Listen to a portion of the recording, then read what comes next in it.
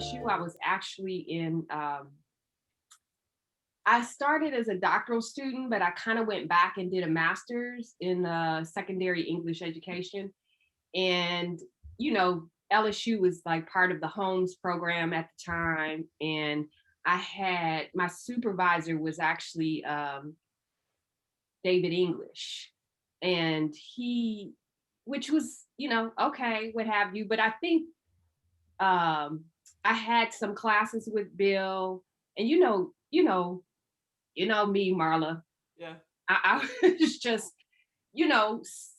talk about, race and diversity and stuff was never a big deal for me. So I would always, you know, chime in and have an opinion or what have you. But I remember in this class, especially with the master's students, they were just not having it, like they just did not want to talk about that kind of stuff. And the handful of, Black students who were in there would, they would kind of cheer me on after class behind closed doors, but not in class. I would just be hanging out there by myself. And so I remember, and I feel like Bill felt a lot the same way, like in a master's class, like that they really just didn't get him and they really just didn't get it. And so I remember, I was so tired of like being the one like pushing the buttons. And so I came into class and I sat way in the back of the room and I didn't say anything for the whole class. And I remember after class, Bill, came running behind me and he was like, your voice is important. Kind of like you shouldn't be in the back of the class. You need to get back up in the front of the class and speak up. And that really did mean a lot to me. And so, I got to a point, I think David English left like, after my second year or whatever. And so I had this space where I had to find a new advisor. And Bill was definitely on the top of my list, but what deterred me from that was I had this class with this other professor, Marla, Garvin, Professor Garvin. He was actually and I couldn't stand him. I never had him, yeah. I never had a professor I couldn't stand, but I couldn't stand him. Like we didn't cut this or what? Leave it in there. Leave it in there. Like, he was just not like he was just I remember him. Professor. Like I promise you, I like broke out in hives. Oh God. Which was, I never had that experience. I mean, that was the first time probably in my entire life that I actually had a teacher that just made me that like, ugh. So when he heard David was leaving, he had asked me, he was like, so what are you going to do, for a new advisor? And I was like, well, I don't know. And he was like, well, you should go to Wendy Coley. And I was like, at the time, I didn't know Wendy at all. And I was like, well, I don't know. Why would I go anywhere that he suggested? Like, why would I do that at all? But I was just curious. So I remember going to talk to Wendy. And the first thing she says to me, I said, well, Garvin said I should. And she said, I can't stand him. Like, okay. So that's actually how I ended up with Wendy. But I will say all day long, my work is probably, so much more aligned with Bill's work. But, I just think really, I just think there's a thing too with male professors and female professors and sort of making some of those choices that are, me, I'm always also making political choices about empowerment and things like that. And so, so I settled in with Wendy. But certainly her comment about Garvin like sold me. Like I was like, oh, okay. Like we got something that too. Yeah. Apparently she had co-taught a course with him. And I was in that class. Oh, yeah. She was and they were fighting with each other. Yes, that's what she said all the time. It was awful. Yeah. So let's go back before that, Denise. Like, what brought you into education in general? Well, I'll tell That you, time. I probably played school until I was 14 years old. I'm telling you, that's how much I just had this. I just loved the idea of teaching. And I could tell you, I could be in my bedroom. I didn't need my siblings to play with me. I didn't need my friends to play with me. I could go in my bedroom by myself, and I would mark off my, like, who my students were with ditto papers that I stole out the trash can on the way out of school or something. And I used to I'm telling a lot about the steal, but I used to steal chalk off the chalk ledge when we would line up to go home. And I would write on the back of my bedroom door because I didn't have a chalkboard. But I would be in there, and I could be in there all, hours playing school, and by myself. My mother would stick her head in the door like, you really need to quiet down. But You're after, asking the questions and answering. yeah, but after probably my second year of high school, I kind of transitioned I became a teaching assistant in an ESL class. And I did that throughout high school. I tutored. So I always had this thing like, of course, I'm going to be a teacher. But I got a little sidetracked because I started getting into TV stuff. And I had a little TV show in high school on a cable station. And so I had TV. TV is what I said I was going to go to college for. And that's why I only applied to one school, and it was UCLA. And I had no plan. I didn't know. I didn't know how I was paying tuition. I didn't know anything. But my father was living in the state of California at the time. And so, so I applied on the last possible minute, turned it in. I promise you, probably 11:59 on the last date that I could turn it in, and what I got in. I got it back in the first round. I got in, but I didn't know that I had to apply for financial aid and housing and all of that separately. So I didn't. But I showed up for orientation in September, and they were like, so what are you going to do? I was like, I don't know, but I'm not going home till I get what I came for. So it was Where were you coming from? Like, where'd you grow up? From Detroit all the way out to UCLA. Yeah. Which was my target, and that's a whole other story about how that became my target. That has a lot to do with a Spanish teacher I had in high school, who I talked about her daughter all the time, who went to UCLA, and how her daughter loved it. And so I just got it in my head that I was gonna go to UCLA. I left that school. I never saw Miss Perlman past the 9th grade. But do you know, I end up at UCLA in my junior year. The psychology professor comes in the classroom and he says, we're gonna have one of my colleagues come in and she's gonna do a talk. And it turned out to be my teacher's daughter, who had just finished her PhD by that time. And I remember I had to go up and tell her, I was like, you are the reason why I'm here. And she's like, yeah, my mother used to talk about you all the time. So it was really, really a affirming moment for me, like you're supposed to be here. And even though my journey there was kind of raggedy, really, I slept on dorm room floors because I didn't have a plan. And so I slept on dorm room floors and, did all kind of stuff to make it. And actually, I ended up, I started teaching. I got a paraprofessional job. I think it was my sophomore year, the beginning of my sophomore year. And I really ended up being more like a resource teacher because it was a school that was 40%. It was 60% African American, 40% Spanish speaking, and they had only one fully bilingual teacher.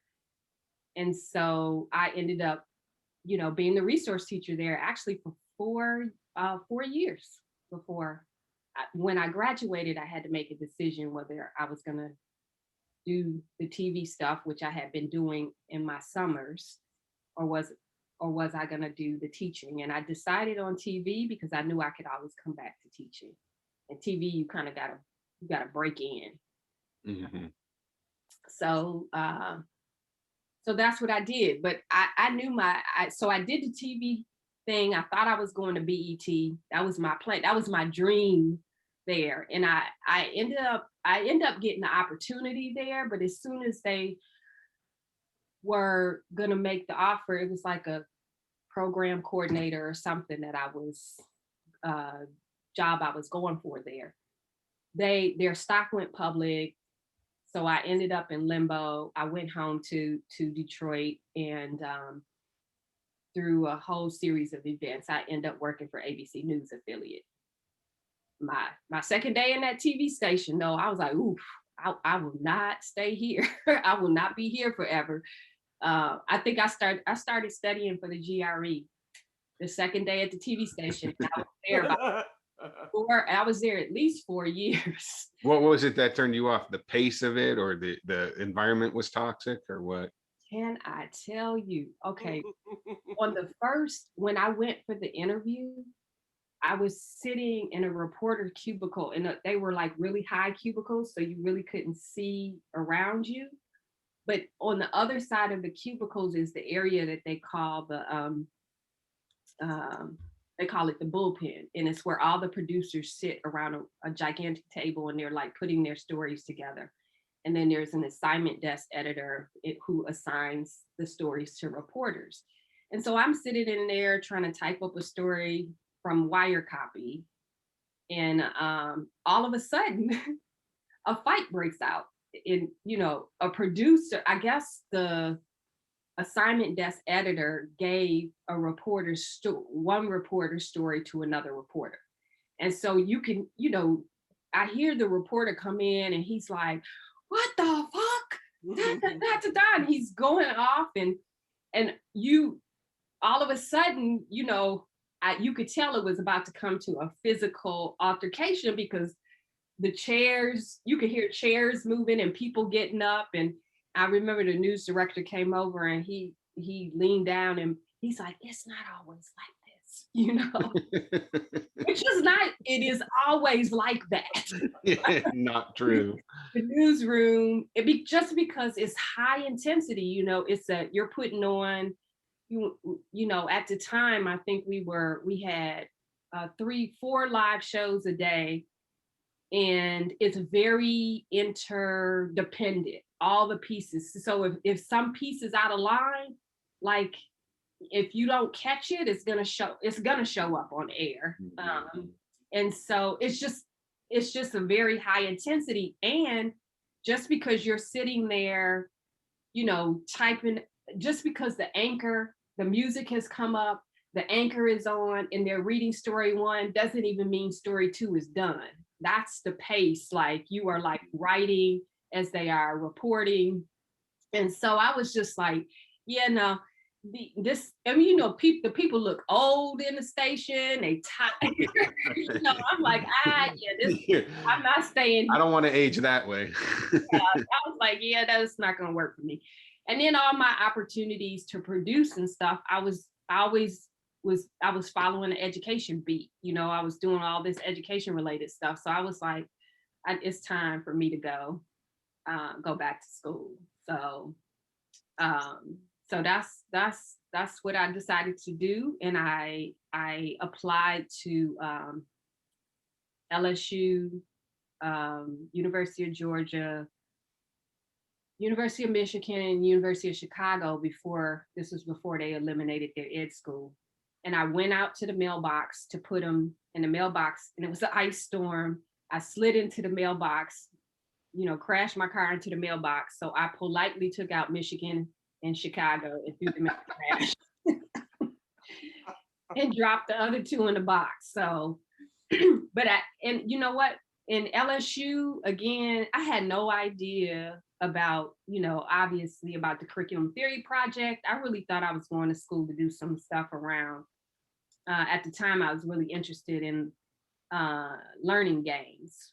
And because all my 4 years of teaching, I use games all the time, like, for whatever I was teaching.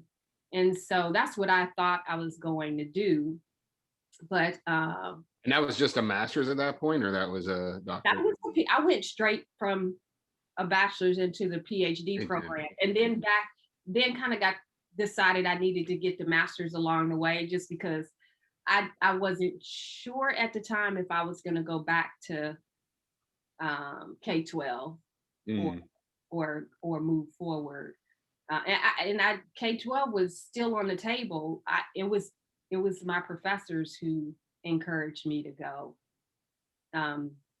into higher ed instead of K-12. I especially in Louisiana, I was getting all kind of trouble in K-12. I remember teaching Huckleberry Finn at Bel Air High School. Just, I just raised all kind of troubles. So I was like, okay, maybe I do need to consider, higher ed. So that's what I decided to do. So, but even when I came into LSU, I think I come from a very politically active family. Race has always, been a central idea, but I didn't see myself as going to school to study that. Part of the reason too, the final straw at the TV station was also a racial situation, just the way the news was being constructed and their inability to see, how they were investing in a kind of, racism. Was, it was hard. I think one day I just thought, like, Detroit is 85 an 85% African American city, and here is the largest. I think Detroit was the 7th largest market, TV market. ABC was probably at the top of the heap at that point, and you can't say it. You don't have any good news about what's going on in this community. It's bad news all the time, and then there was this incident where the 2 young kids, one was like 11 and one was 13, killed a woman at an ATM. And I think the 11-year-old was a little white boy and the 13-year-old was a little black boy. And so, the rules are you don't show minors, on television. And they didn't until the judge decided that they were going to try the 13-year-old as an adult and the 11-year-old as a kid. And then they showed the 13-year-old, and, all hell broke loose.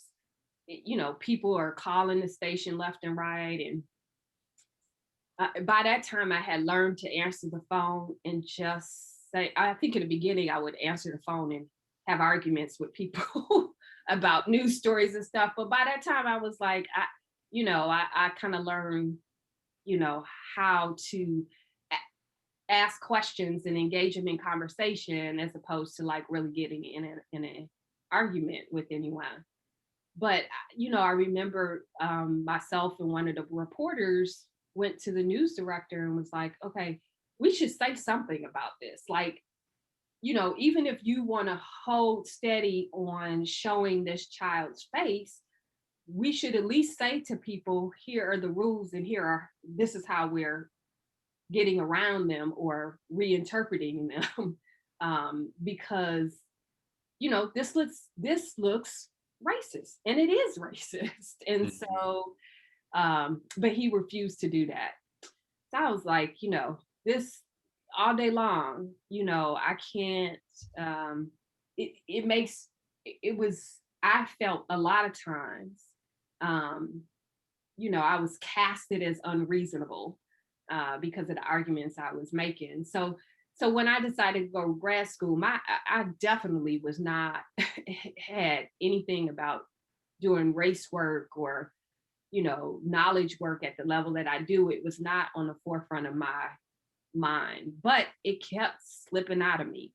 Like, really, like I could not even help myself.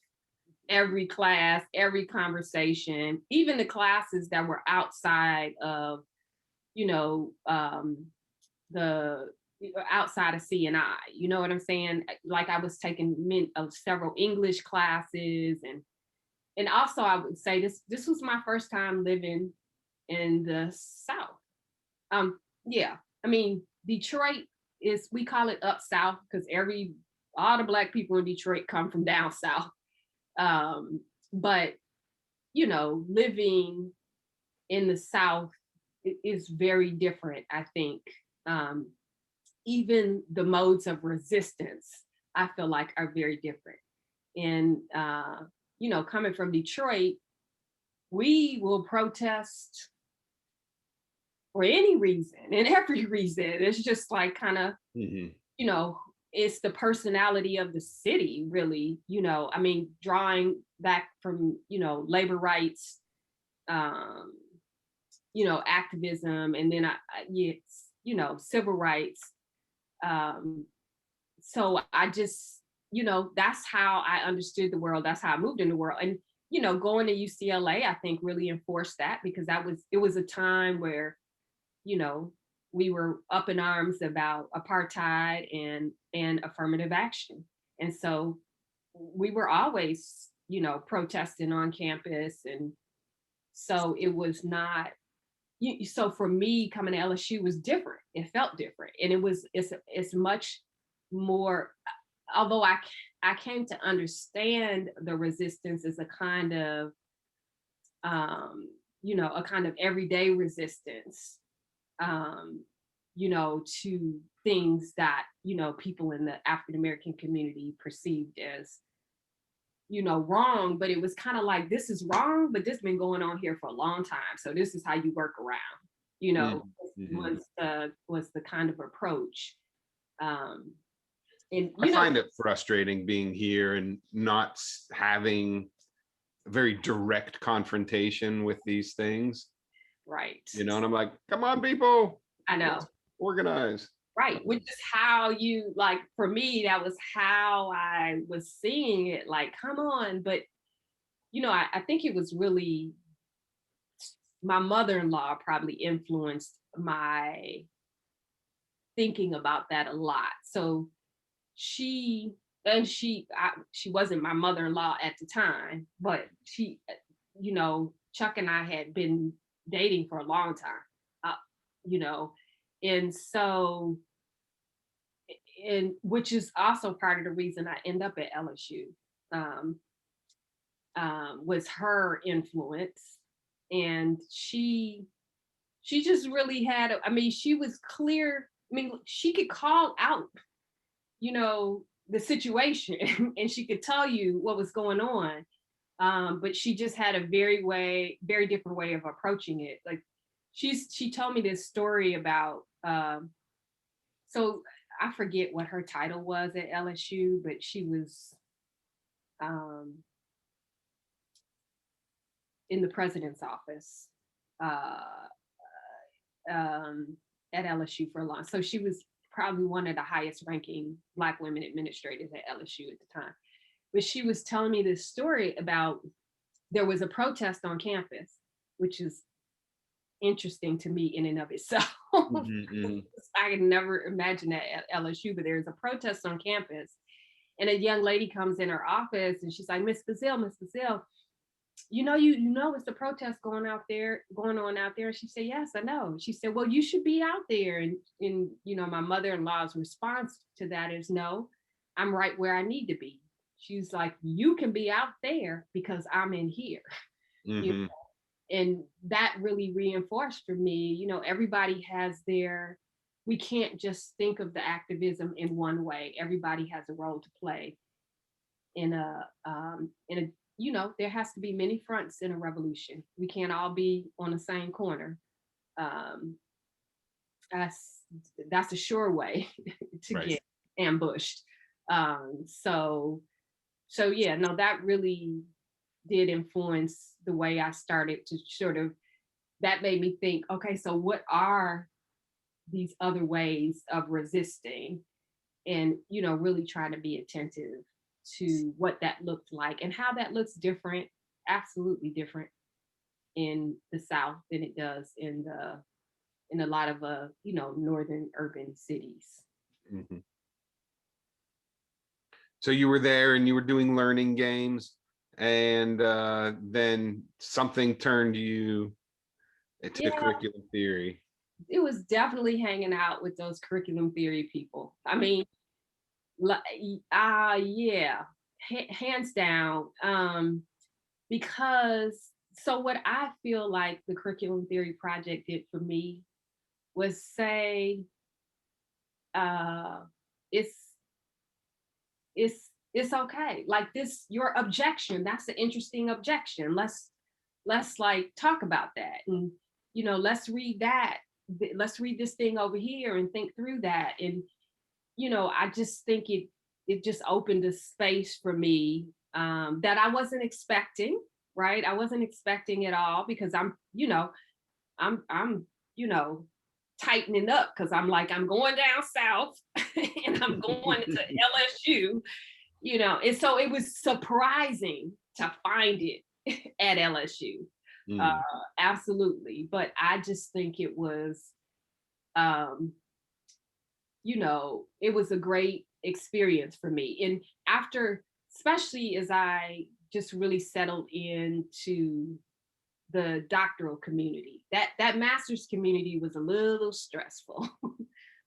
So it was good that I actually started out in the doctoral program and then detoured a little bit through the master's program, because had the master's program been my initial main first experience, I don't know if I could have like, because it, although there was some great, you know, professors that I worked with, like uh, Flo Duraway and you know, the Holmes team.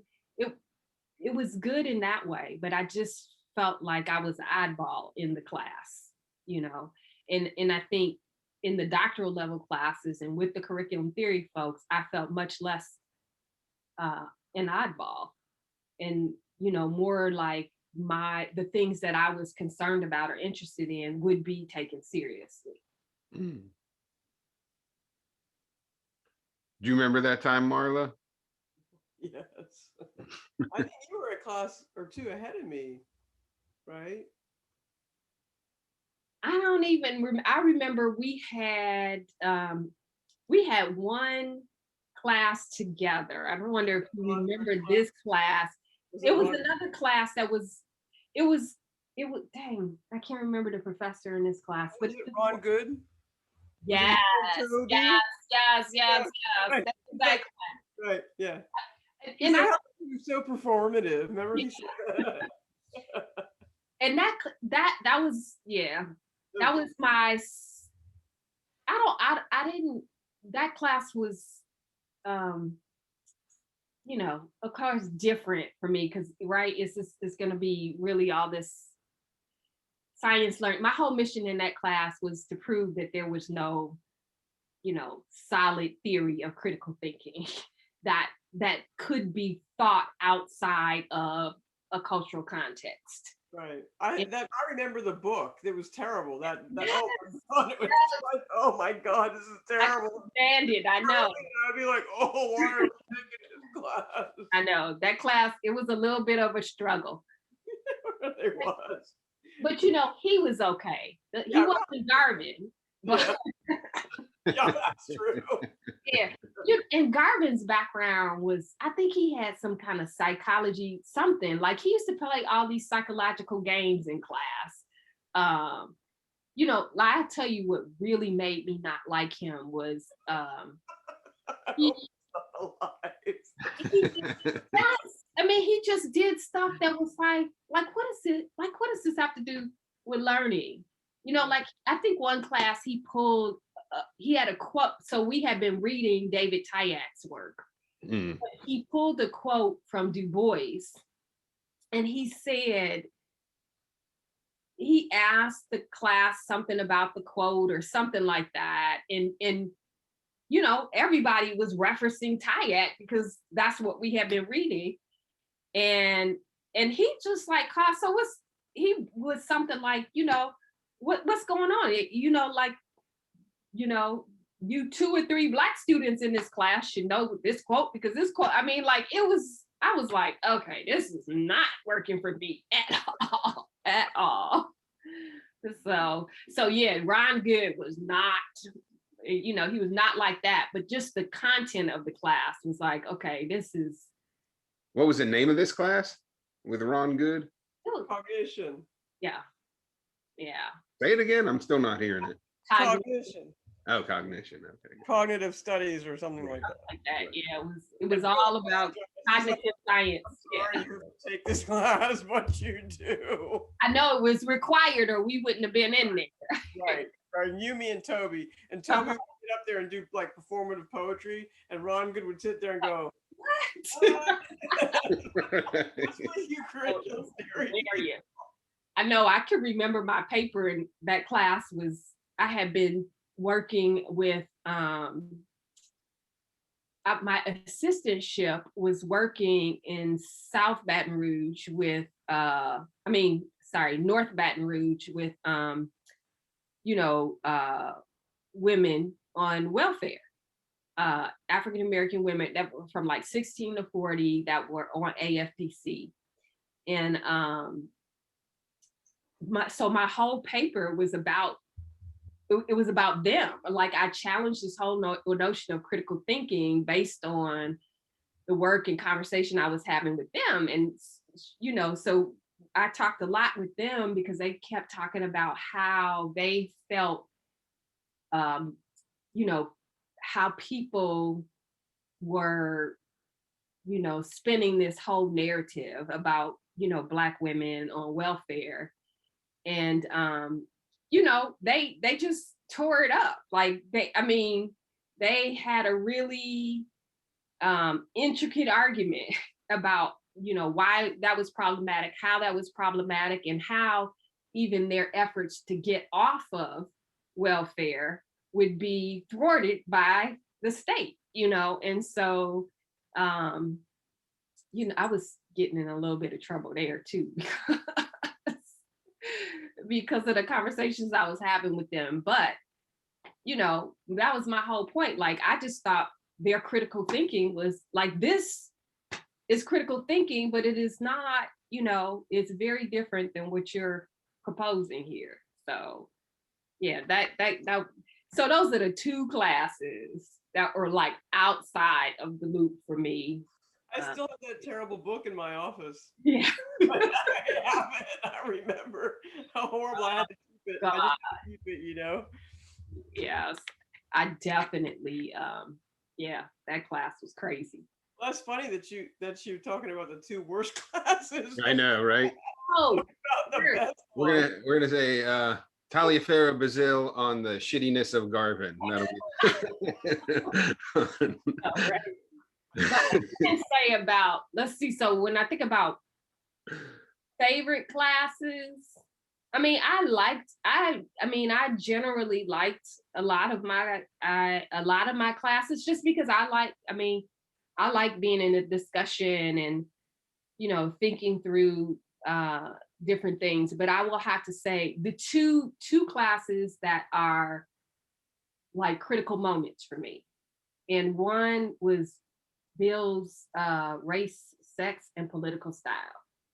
In that class, we read Virginia Woolf,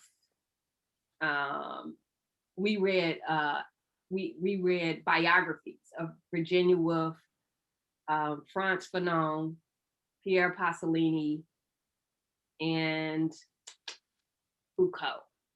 Mm.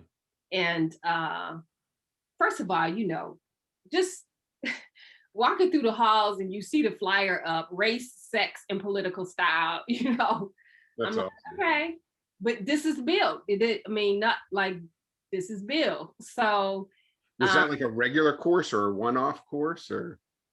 I actually don't Okay. know. I'm That assuming sounds really interesting. I'm assuming it was kind of a one-off.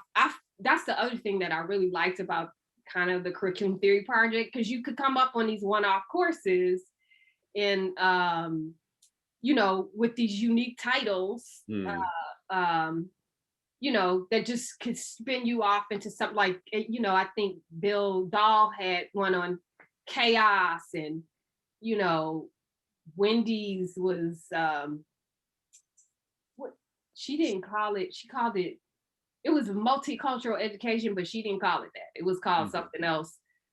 I can't remember what it was, but so this race, sex, and political style. The first book we read in that class was Edward Said's Representations of the Intellectual, and that it just struck me. Two things in that class struck me. One was like on the first day we started talking about race, and which ran about 3 white students out the class, like out the next class they weren't there. Which was what I think what was hard for them is the fact that I think actually usually you bring up race and the professor's trying to get away from it, and Bill just picks it up and joins the conversation, and we're like rolling.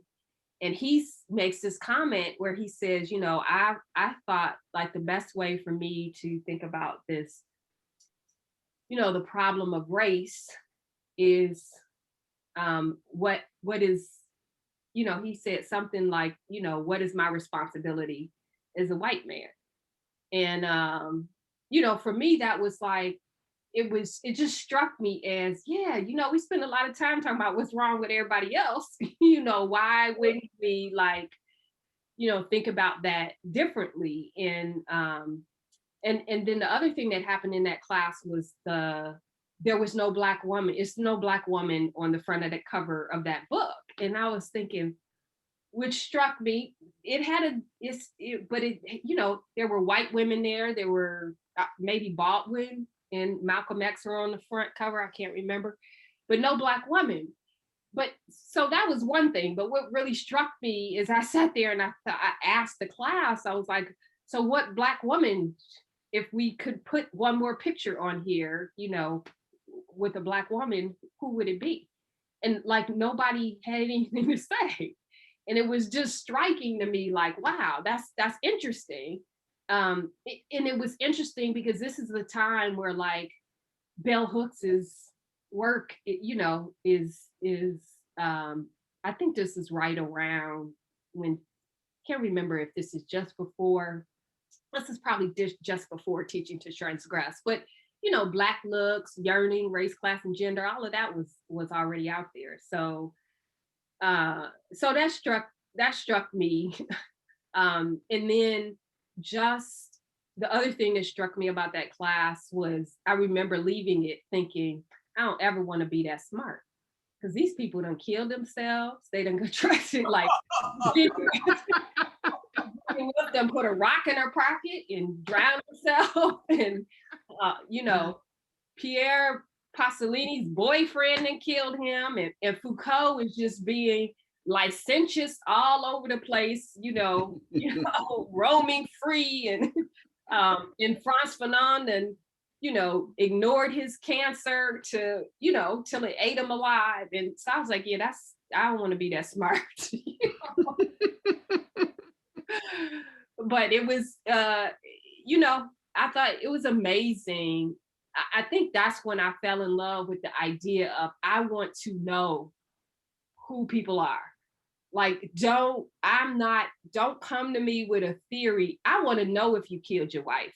And then came up with this theory of change. Okay. I want to know if you smoke weed like Foucault and come up with your, you know, this whole genealogy of knowledge. And so, yeah, so for me, I was all in at that point. I probably knew like this is a really important moment for my work, in terms of really thinking always, no matter how you're presenting your work, all of it is autobiographical.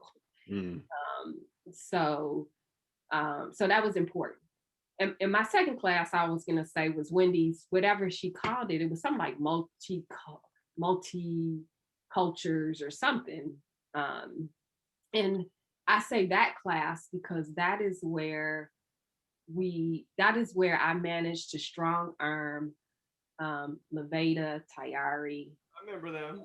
Yeah, strong arm them into a performative piece, which became another sort of signature thing for me. For them to an extent, but I think less so because for me, I just kept doing that kind of work. And so that was it. That was important. I remember we went to AERA for the first time that year or just after. Maybe it was the next year. I can't remember.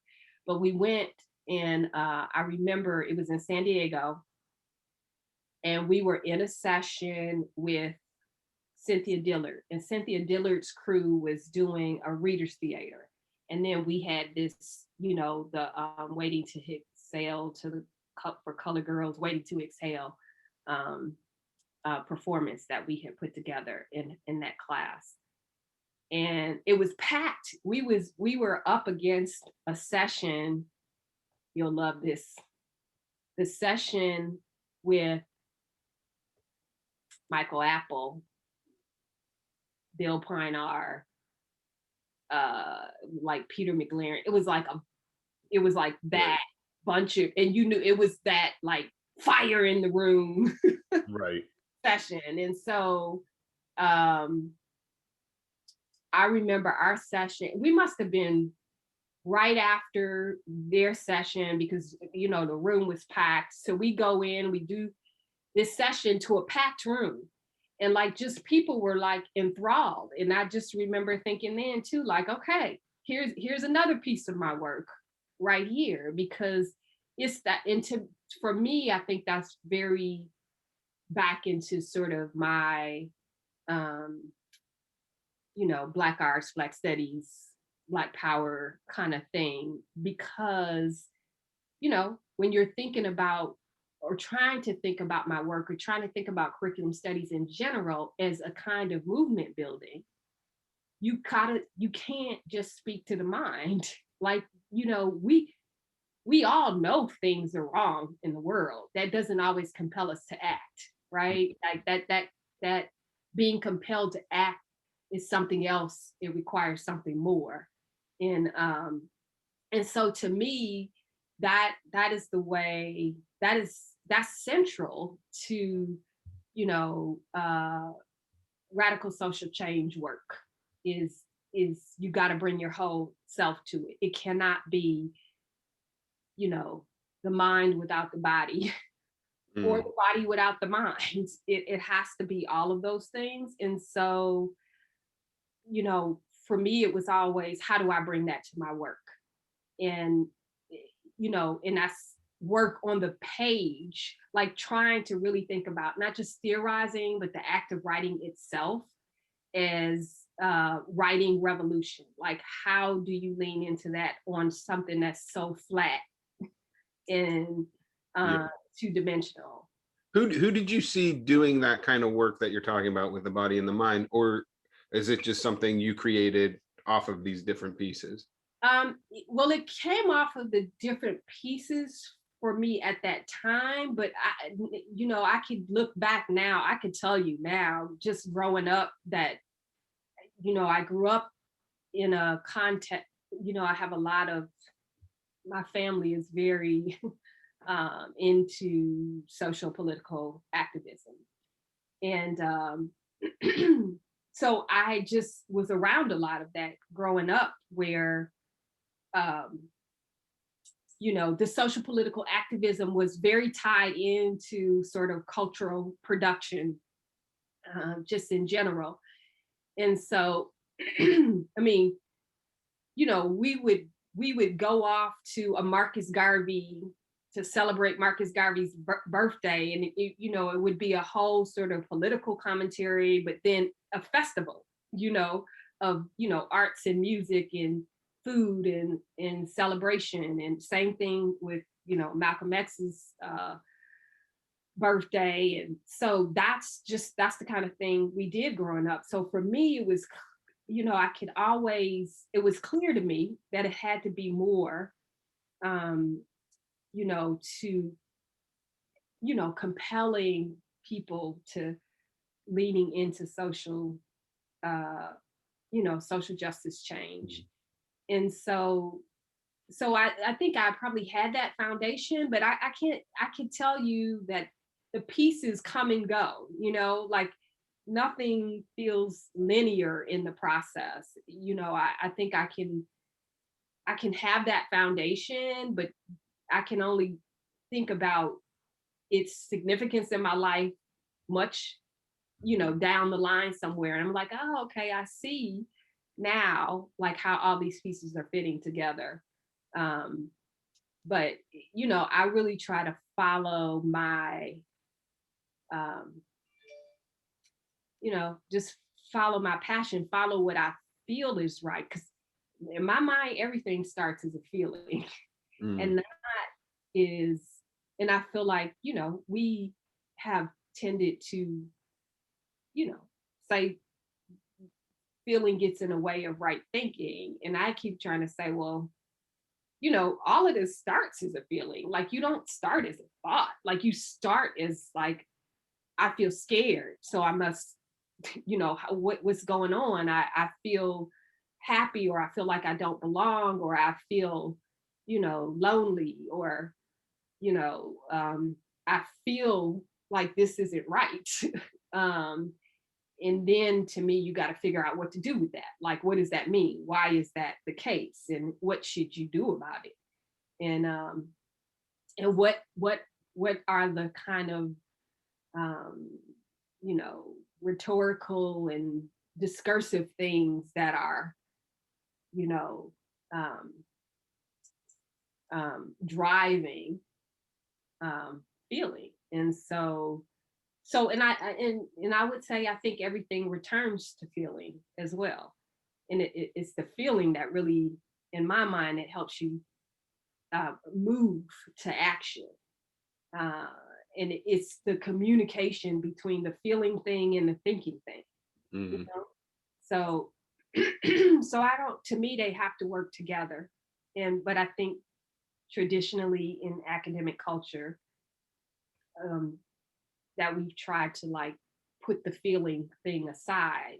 And I'm not saying, we all sing, and I certainly have had my moments where your emotions take over you. Um, but again, to me, that happens mostly as a reaction to having had them suppressed. Um, and so there can't, when you don't have a flow between these two things, then you have a buildup that's that's likely to come out in ways that aren't really good. So Yeah, no, and Denise, can I ask you a question? So we're talking about, you're talking about Foucault and genealogy. This is called the Genealogy Project. I don't know if you knew that, but that's what we're trying to do here. We're trying to invite people from different generations, right? So you and I are pretty much at the same generation, and you were talking about Bill Piner, Peter McLaren, Michael Apple, that generation, right? So, like, how do you see us as, like, as a generation? How do you see us as different? I'm just curious, like, because I mean, I see us as different, but how do you think about that? Yeah, I see us as different as well. And this is always generation is always like an interesting conversation in our field in particular. I don't even, it's interesting to me because I feel like we have always been um, attentive to, maybe even hyper attentive to, like, what is the meaning of our field and like what is the thing, and I think that's the result of having so much diversity in the field.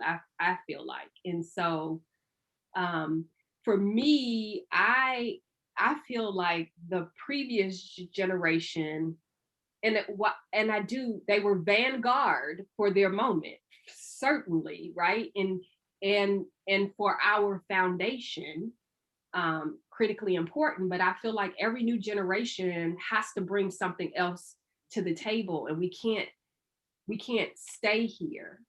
That we have to be jumping off from here and acknowledging the importance of those foundations, absolutely.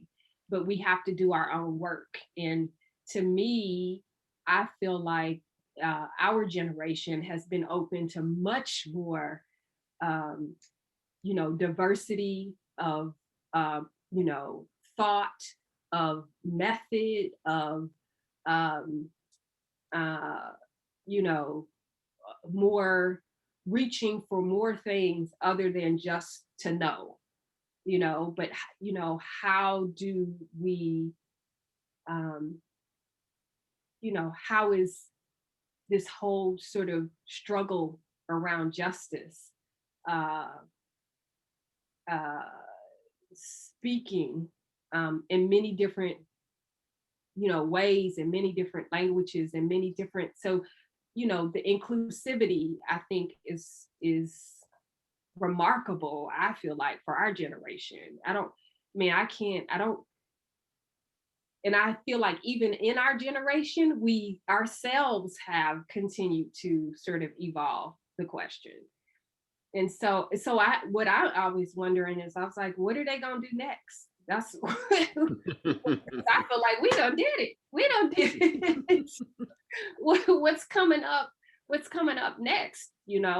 Um, so, and I think, clearly the generation that's gonna follow us again is, you start to feel that thing, I think, at this age. And I feel like sometimes when I look back and I look at some of the tensions and the conversations along the way for our mentors and guides, and then certainly they've gotten to a point where they're thinking about what is my legacy in the field.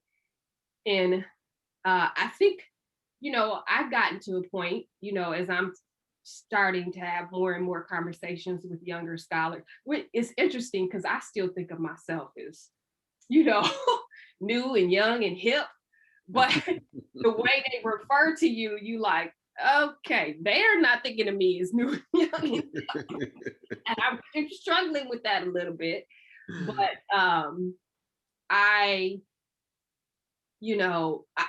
for me, it's always to like, what can they teach me in this moment, about,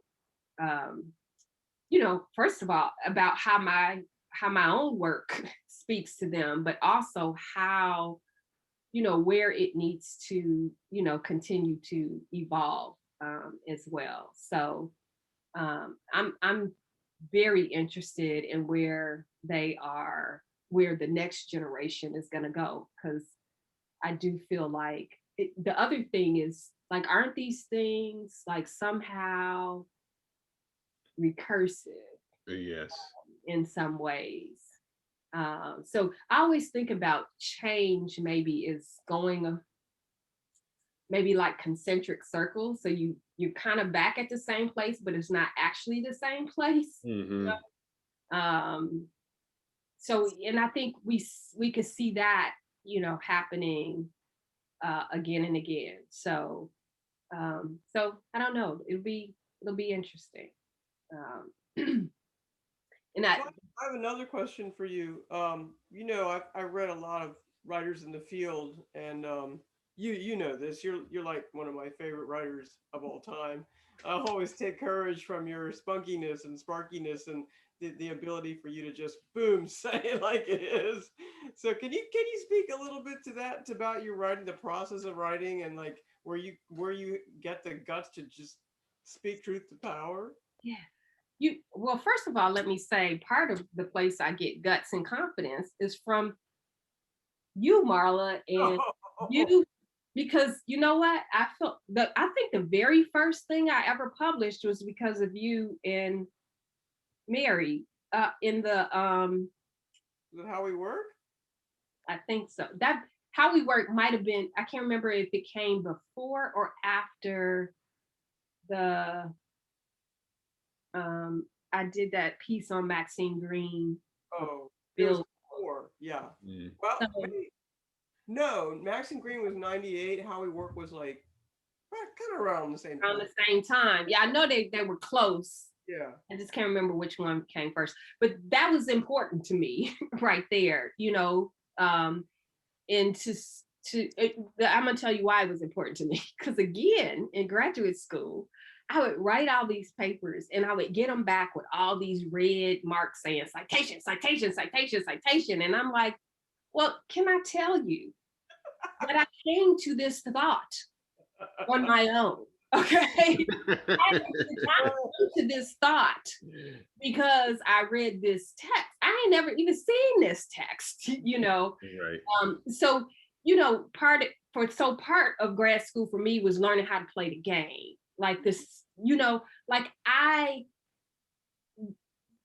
credit all of my sort of writing ability in terms of being able to know the rules of good writing to my high school composition teacher. And she was, you know, very methodical about it. She would introduce us to something, like introduce us to this is what you do with commas. Then we would have all these worksheets on commas. And then we would have to write a paper where she would be paying attention to commas. And she did this in a way where she built until the last thing we did in class was write a research paper, where she was now looking at the commas and semicolons and the thesis statement and everything that she had been teaching us along the way. So I felt really confident in my foundational abilities. What I think was different about grad school was trying to cultivate your own voice, right? Like not trying not to just, you know, say the same old thing everybody else is saying, but trying to figure into, in my mind, everything has been said before. So the only originality you could put on it is to put your voice in it.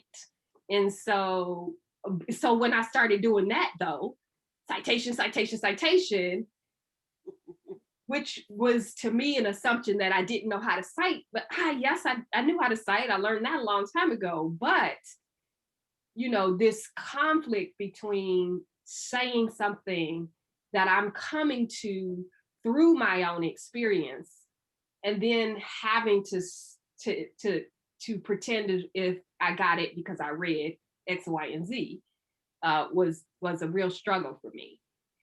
And so it was about, okay, Denise, you know, having to sit down with myself and say, you got to learn how to work both sides of this, you know, how to use the citation, but how to also still get in touch with your voice. And so part of the way I used to do that is when I would start a paper, I would just write down what I thought. However I felt about whatever was the thing I was writing about, I would write it down. Then I would go do my research. And then I would try to reconcile the two and integrate it. And I even with my own doctoral students now, because I feel like maybe we stop them. I mean, what's the biggest transition from a master's program to a doctoral program in my mind is you're moving from being primarily a consumer of knowledge, maybe a conveyor, to a producer of knowledge. And that's a huge transition. That's a transition that can't just be about the technical process of writing. This is a transition about who you are really as a person. And so I feel like some of the ways we do graduate work gets in the way of really cultivating that, right? Because, we stop them short in their thought to tell them that, oh, so-and-so has already said that, you know, so what?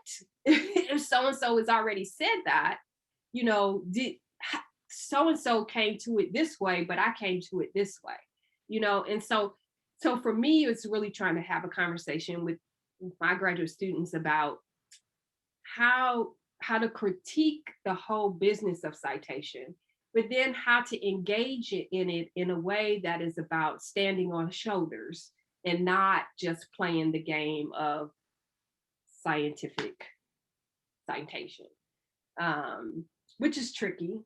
I mean, I've said it before. I tried to do it in my own dissertation. I tried to write a dissertation about Black identity and struggle where I didn't cite white scholars. Now, of course, that didn't quite work out. I got a, and it was always a big discussion, with professors and stuff. But for me, it was political. Like it was to say, like, I don't understand why I would try to write about this struggle and then go back to whiteness for the kind of validation of the struggle. They gave you trouble about? I don't know the story at all. Yeah, no, it wasn't. It was definitely conversation. I don't want to say I don't want to say trouble, but first of all, I have to say I had to back up off of it, because what was happening was that, first of all, I got probably a little obsessive about it, because I would get an idea and I would go, I know a Black person said that somewhere, and I would be in the library for days trying to hunt down this idea from a Black, and really that race, sex, and political style class had me going too, because I wasn't just reading what they wrote. I had to know who they were. I was like, okay, who is this? Do I really want, And so, so I did it still wanting to make a political statement, because to me, this is constantly my challenge. I'm trying to critique rationality by making a rational argument about how rationality is not. And like, I'm always in that like tangle, right? And it was the same way with the dissertation, because one was that thing, I was like, I'll be here forever if I keep looking for every Black person, every great idea, every Black person behind every great idea. And so, so I started to back up a little bit, and I was like, okay, so I'm going to use women. And then I thought, okay, and I could go for, some post-colonial, I could pull some post-colonial scholars in here, and to help me get where I'm trying to go. And I'll cite, like I did end up citing like McLaren and people like that. But what I would do, I would say, I surmise that, education is not always a path toward liberation or something like that. And then I would say Bell Hooks agrees. And then I would put Peter and all the rest of them in the parentheses. And so that was my like strategy there. Like I'm good at, like, in my mind, it was clearly a political project all the way through, not just what I was saying, but how I was saying it and how I was trying to say it. And I think really, honestly, that's the biggest thing about my work, is that thing. Because sometimes I sit back and I was like, oh, what is my work really about? And it's really that thing. And I felt it. I was reading Ntozake Shange's, the book she wrote just before she passed away, the last book, it's called Lost in Language. Mm. And there's a piece in there called My Pen is My Machete. And she talks about how, my pen is my machete, I use it to destroy the language I learned to hate myself in. Mm. And God, I was like, that's me right there. That's it. And really, I should probably be writing one day about her influence on my writing, because even when she talks about, she's talking about writing for colored girls, and she's talking about writing what she hears in her head.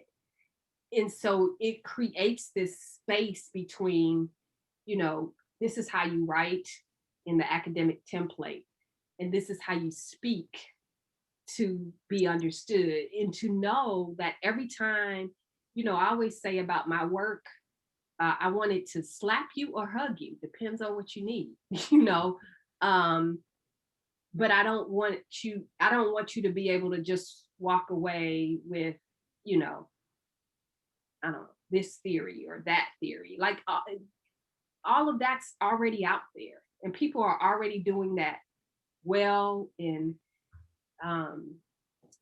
for me, it's not about doing it.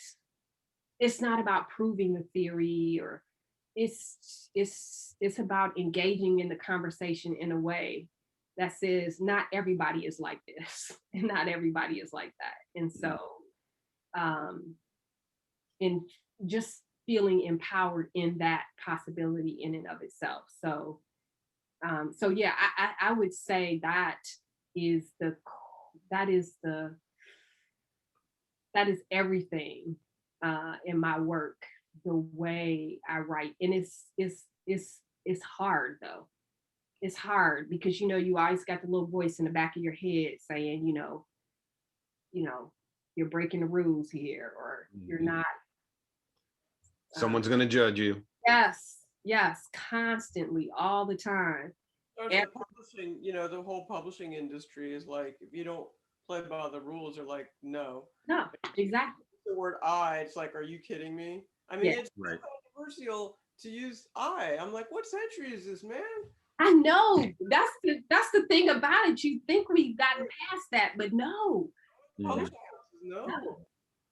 not at all. I still,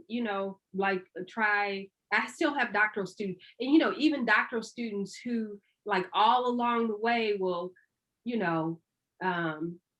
be all in and interested in what I'm saying, and then you get to the dissertation and it's like whoop, and they are like getting back in line. And I'm like, yeah, no, this is, but it's also trying to be honest with them. If you want to, be this person in the field, then this is you need to follow this tradition here. But if you don't mind, I have to contend with myself and say, it was funny because I was saying to a group I was with in AERA Council, we were having conversations, and which is, to me, again, AERA Council is another one of those really interesting places where almost everybody at the table is coming from, whatever, these big, important ed schools, and we were having this conversation, and we were talking about awards, because I was really, again, challenging some things that I thought weren't necessarily, equitable, let's say. And here I am at the table with some top-notch, like, social justice scholars and folks. But when it came to talking about awards, the conversation was a little bit of a struggle, because, I was just making a point, like, I think all these awards and these awards committee, they seem to go in one direction. And it's not like, at an institution like mine, does it not fit into this narrative, really?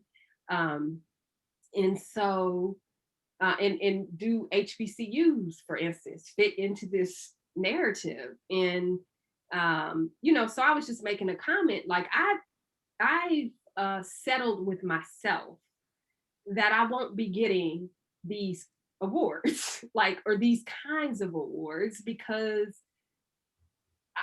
of what I do. And I'm cool with that. Like, I'm A-okay with that. Of course, I promise you, like 3 weeks later, I got two awards. not in the AERA AERA adjacent, let's say that. But it was just a moment for me saying it out loud, because it's a conversation I have with myself all the time. But saying it out loud, like, sedimented something for me. Like, do I even really want these awards? Because it means something that I don't think I embody in quite that same way. So yeah, I feel like, my challenge is really, really, really about the writing against the wind, basically. And seeing also, I think it's about trying to see the writing itself as not just an act of disobedience, but as an important act of disobedience that has sort of material effects, right? Like, not just, hanging out in the stratosphere, because this is, so for instance, looking at like all the killings of Black people, it's, particularly over the last few years. And, I'm looking at that and I see clearly, right? It's devastating. It's traumatic. It's traumatic for those of us who have to keep witnessing it. And it's a terrible thing. But if our attempt to address that thing is just about calling out the police officer or getting justice in this way, then we're missing the point. Because to me, it starts as a curriculum. It starts as as Sylvia Winter would say about Black people, our narratively condemned status. That's the narrative that's playing in the head of the officer who probably did. I mean, in some cases, clearly George Floyd was flagrant, whatever. But in some other instances, it's impulse, and you could tell it's impulse, and it's still not right. But what drives that impulse is that narrative. And where did that narrative come from? You know what I'm saying? Where did you get that story in your head? And yes, it's the curriculum of the media. It's the standard American curriculum that has a way of telling this story that makes certain people not people really at all. So, so to me, if we're not dealing with that, then we're going to continue. That's right. Running in we're going to continue running on a treadmill. We're going to change that policy, but it'll pop up in another behavior, action, trauma. Oh, it will.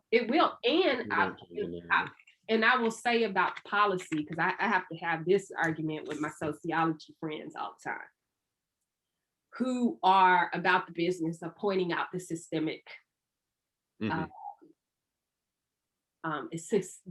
systemic oppression, systemic racism, which of course is all, yes, it's systemic, but systems don't create themselves.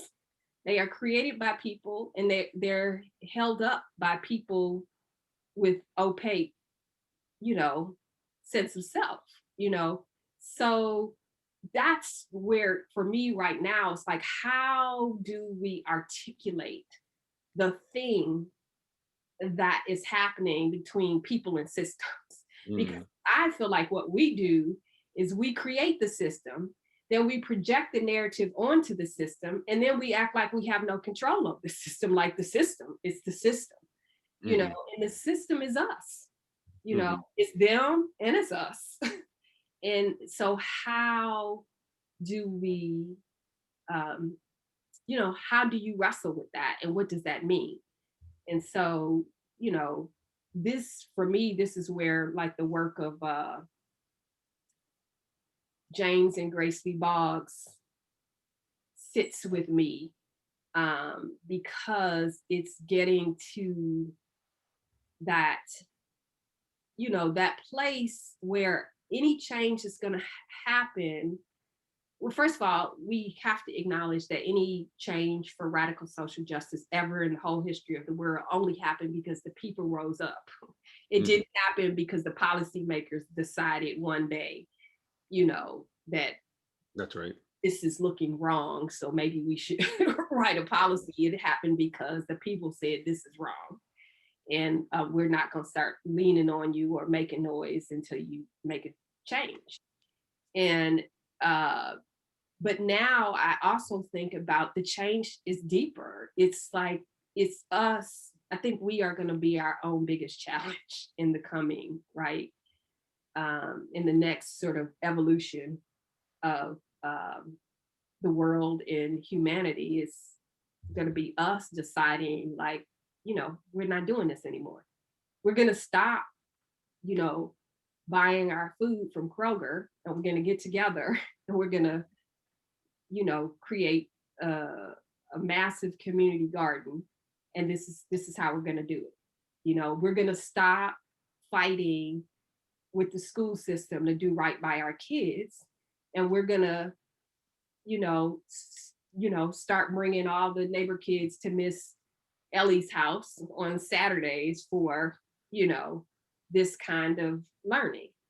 And so, you know, to be that's taking back what we used to have in some ways of, I feel like we don't, the kind of sort of neoliberal, hyper market mentality that we're living in has convinced us that we can't do without, you know, all this other stuff to do for us, the things that we used to do for ourselves, that we now don't and don't even think we can. Well, we just couldn't possibly do without this, you know, corporation, or we couldn't possibly do without this kind of thing. So, you know, I just looking, I was having this conversation with my father and some other Detroit activist folks. And, you know, my father was making this point about how he felt like Detroit had become a meaner and meaner place since the 67 riots. And, you know, and I think everybody who was sitting in the circle agreed with him. And then, so my read of that was about how, you know, sort of the economic, you know, deprivation. And, you know, they challenged me on that, actually. They were like, no, we always been poor, but this is something else going on here. And so back in the day, poor was, yeah, we don't have all these things, but we got each other in this community. So if you need a babysitter, you don't have to, you know, you don't have to go pay $1,000 a month to the daycare center, because, you know, you're going to just pay Miss Lyons down the street $50, you know, a day or whatever to do the babysitting. You know, we used to all the time, you know, if we ran out of sugar or eggs, or you just go next door and you asked for it, and then nobody thought about, like, it was not a big deal. Now, I just imagine in my neighborhood, they might even call the social service people on me if I would ask somebody to borrow a cup of sugar. Like, it's unheard of. Like, we don't do that kind of stuff anymore. We call them defects here. Yeah.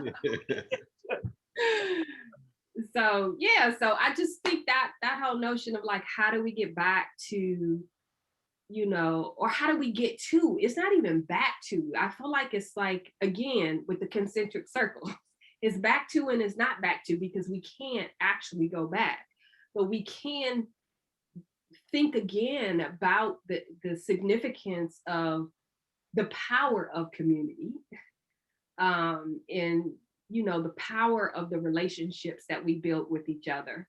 And the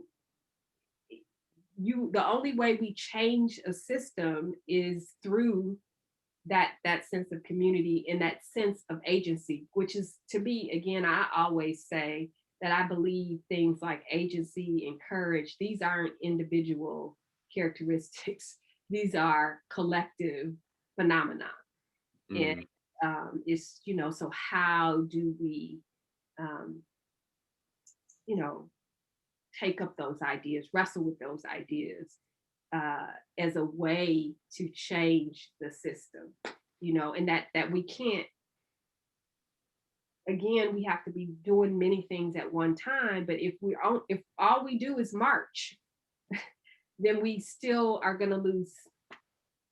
We might win a battle, but we're going to lose a war, so we have to be really looking at, I think, what are the things we do every day, and how do they lean into justice, or how do they not? Yeah, I mean, a lot of these ideas keep coming back in education too, with deschooling society. Why are we raising kids in institutions? Is that the only way we can think of childhood being? Yeah. But of course, it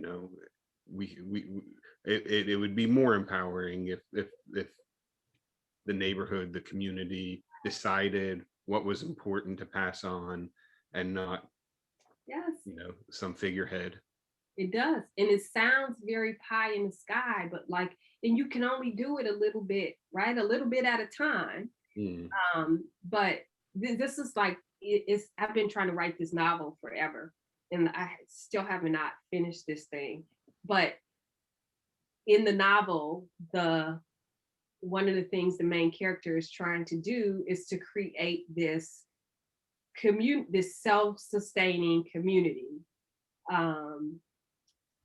where everybody in this community has to agree to be here under these circumstances. And, the education, the food source, everything is, in this community. And,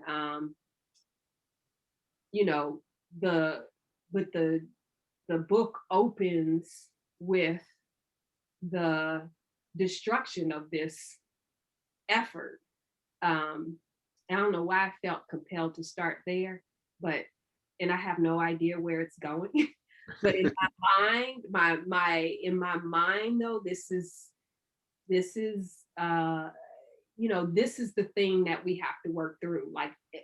It sounds pie in the sky, but you got to pull it out the sky, and you got to do the work, and it's not going to be easy, or or clear or linear, or I'm not saying any of that, but I am saying, for me to make some decisions about purpose in my life, is for me to sort of wrestle with these ideas in my own, on my own terms. And what am I doing? Because trust me, my husband reminds me constantly, because I'll critique.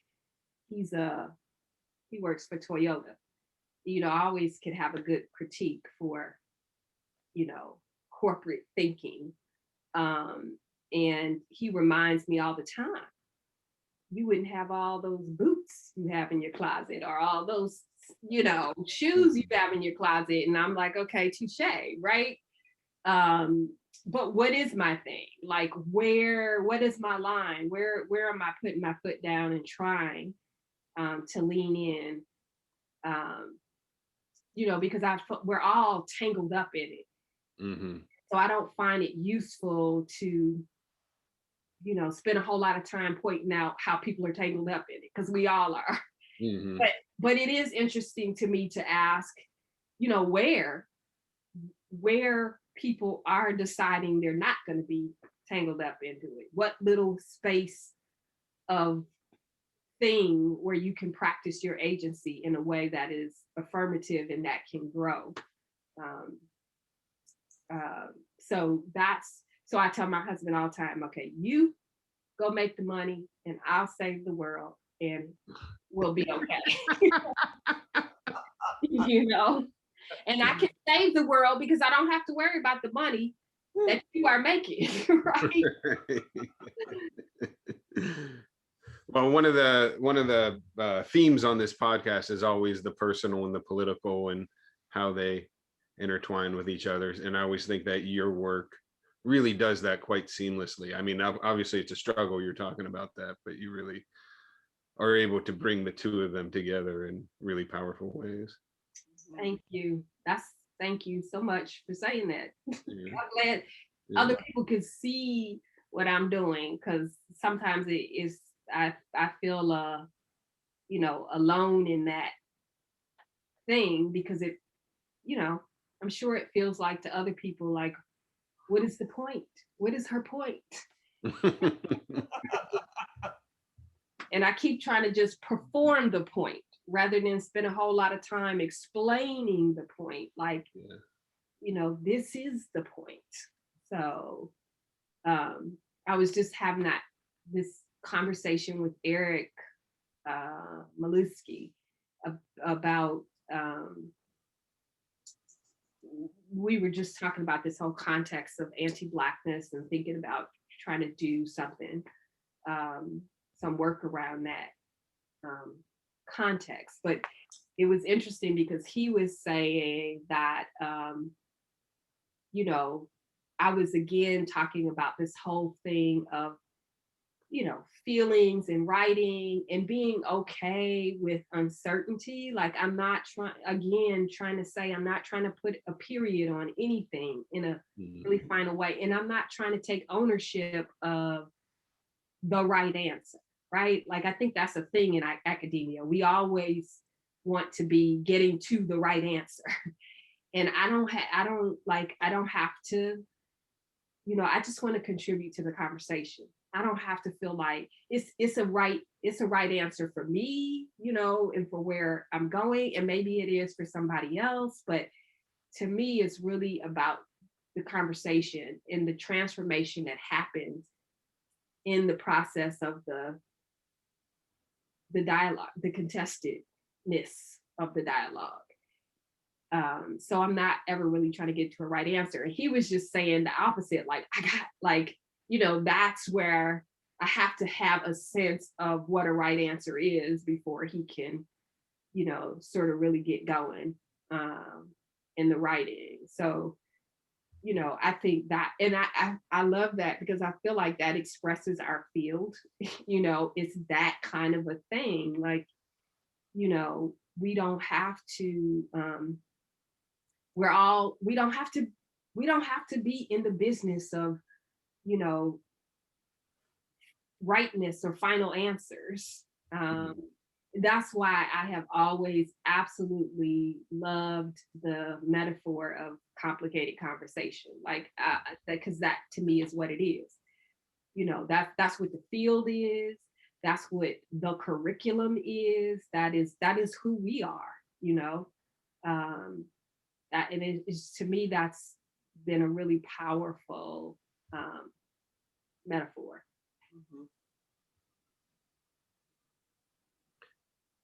You got any other questions, Marla? I don't think so. Okay. Well, it's been great. Yeah, thanks, Denise. Thanks for doing this. The conversation's been really wonderful and inspiring, for sure. Thank you. It's been fun to talk about and to remember. Yeah. Right. Yeah. It was interesting to hear, because I know, Pinar was there and Dahl was there and Marla was there. I know we were a powerhouse. We were. Yeah. Like, really, back then. And I don't even think, and I'm sure Bill will have tons of stories about how crazy it was trying to be trying to give birth to the curriculum theory project in a place like LSU, in a department like that department. But it was just, it was, to me, it was truly, truly a time and truly a moment, like, and to be there with such powerful um, thinkers. Yeah, Mhm. absolutely. Never have that experience again. Nope. I feel like we're all out here by ourselves now, you know? That is, that is what it feels like. And I was having that conversation with who was I talking to? Fran. I think Fran Huckabee and Marcia Heck. Mm-hmm. And Sure. yeah, this conversation about like feeling lonely out here, Yeah, yeah.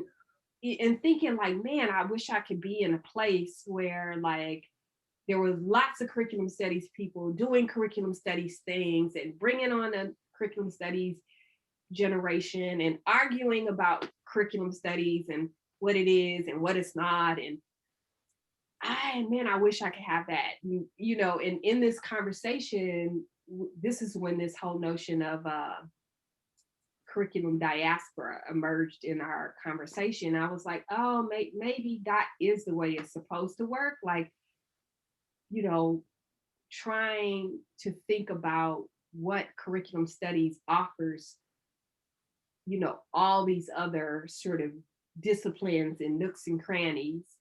Uh, but we always got to have those places where we come back together, because you feel crazy out there by yourself. You know what I'm saying? Like really crazy. And so how do we come back home? In whether home is Bergamo or home is the summer collaborative, or you know where is home, and how do we keep coming back so we can have these conversations and we can remember and we can pass on um, what was good and empowering about the field. Mhm. So, but then we gotta put on the boots, and we gotta go out there, and we gotta try to have the conversations in these places where sometimes, a lot of times, they're resisting the conversation.